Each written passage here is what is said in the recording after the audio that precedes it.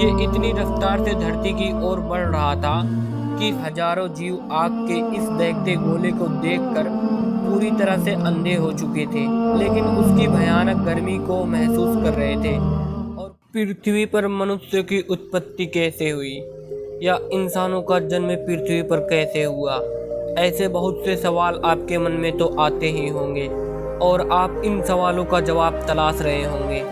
आज के इस वीडियो में हम आपको बताएंगे कि कैसे मनुष्य का जीवन पृथ्वी पर आबाद हुआ और दुनिया में किस जीव की सबसे पहले शुरुआत हुई।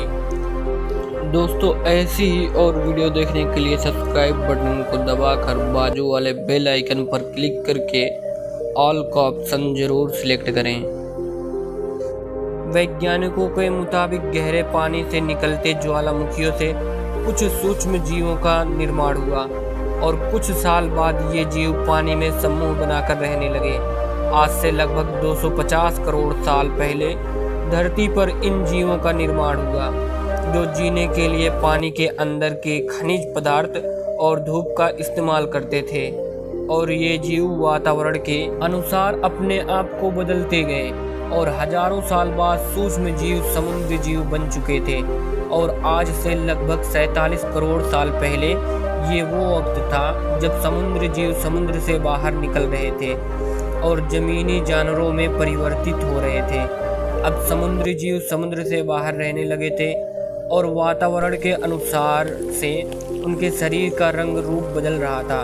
धीरे धीरे जमीनी जानवर डायनासोर में तब्दील हो गए। जिन डायनासोरों ने पेड़ पौधे खाने शुरू कर दिए, उनका शरीर लंबा और विशाल रूप से विकसित होने लगा। और कुछ डायनासोर शिकार करके अपना भोजन करते थे, जिनका शरीर छोटा और मजबूत होता चला गया। ज़्यादातर जंगल समुद्र के करीब हुआ करते थे, जिनमें डायनासोर रहा करते थे। आज से लगभग 20 करोड़ साल पहले पेंजिया महाद्वीप टूटना शुरू हो गया। पेंजिया के विभाजित होने की वजह से पृथ्वी की ज़्यादातर ऊपरी जमीन पानी के संपर्क में आने लगी, जिसके फलस्वरूप पृथ्वी पर हरियाली बढ़ती चली गई। डायनासोर और भी ज़्यादा विभिन्न शक्तिशाली होते चले गए। इन डायनासोरों में कई हजार प्रजातियां थीं, जिनमें से कुछ मांसाहारी थे तो कुछ शाकाहारी। तो कुछ डायनासोर बड़े ही शांत स्वभाव के थे, वहीं कुछ डायनासोर बहुत ही हिंसक और खतरनाक थे।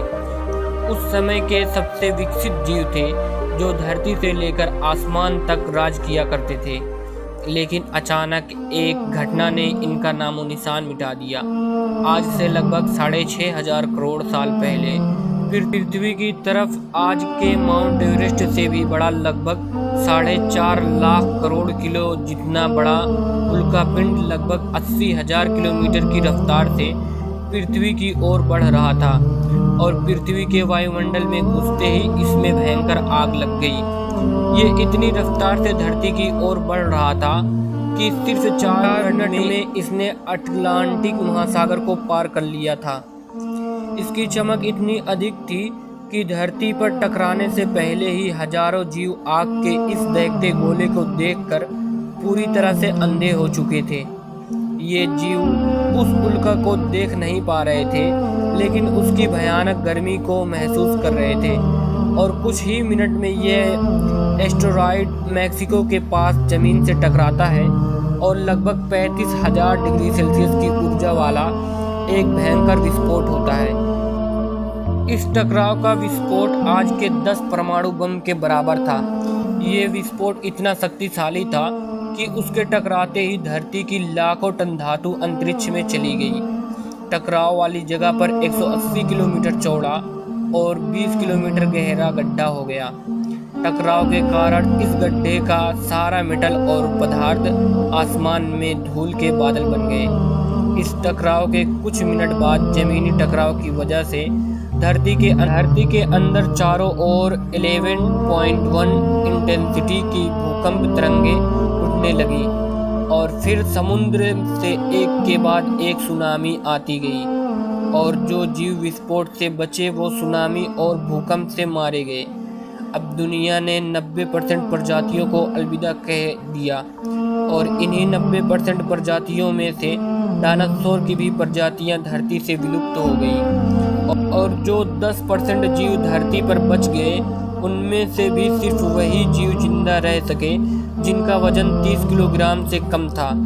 इसका कारण ये था कि इस महाप्रलय में लाखों की संख्या में जीव मारे जा चुके थे और पेड़ पौधे की भी आबादी जलकर राख हो चुकी थी।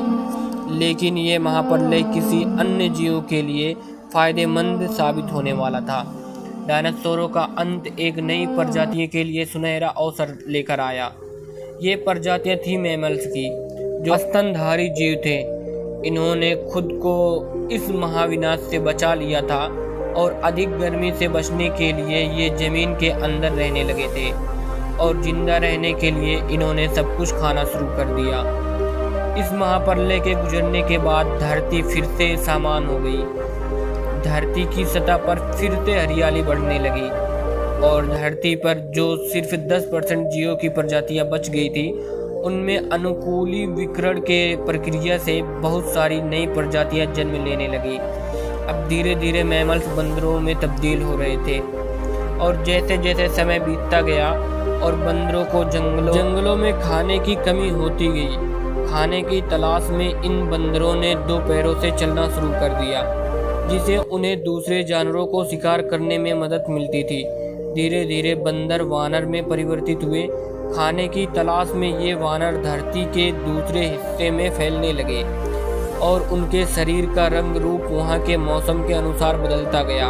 वक्त के साथ साथ ये आदिवासी बने और इन्होंने हथियारों से लेकर आग का आविष्कार किया और ये धीरे धीरे इंसान के रूप में विकसित हुए।